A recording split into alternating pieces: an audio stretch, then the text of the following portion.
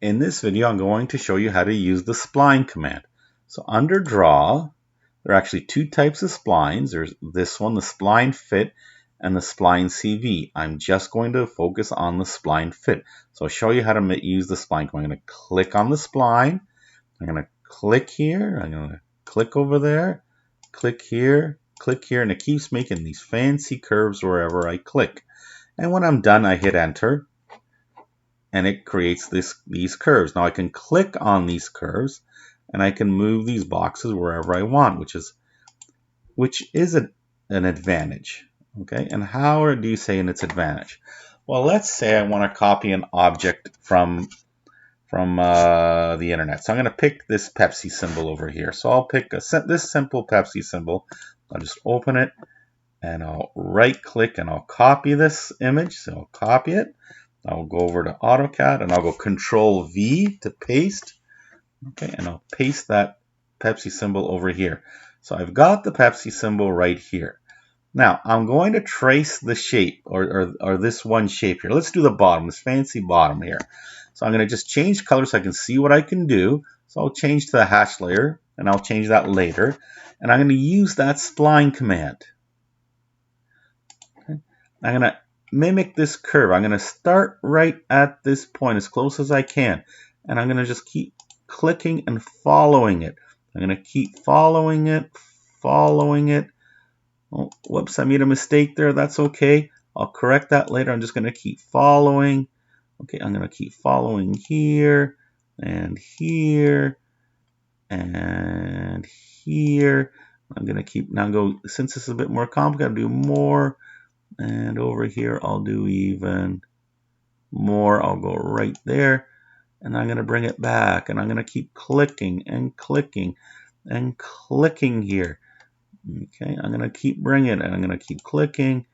Click over here. And I'm going to keep following this shape. So I'll follow it here. I'll follow it over here.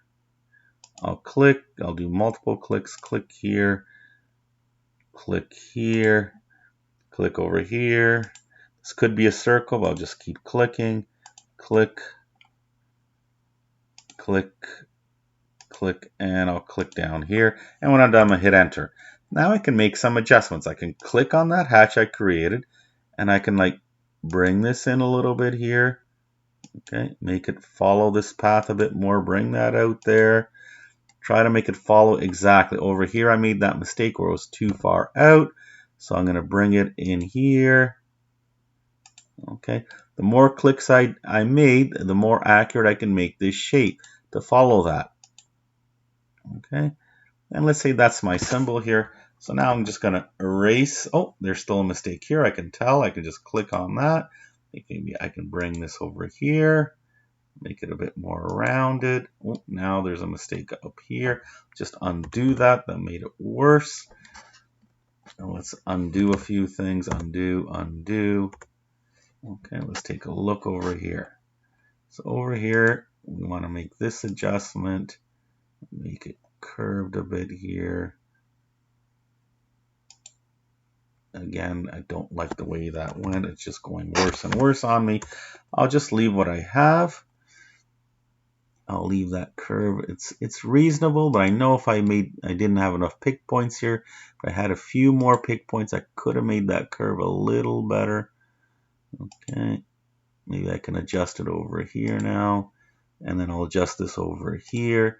Just a bit of fiddling, and now I think I've got pretty close to that Pepsi symbol at the bottom.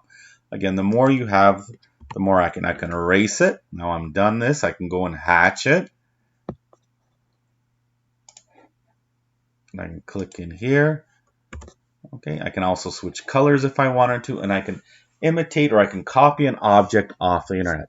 I've had students before take cars off the internet, copy it in here, and then they copy it somewhere else, and it was scalable, so things that were pixelated become straight, and it works out really nice to copy images in here using that spline command.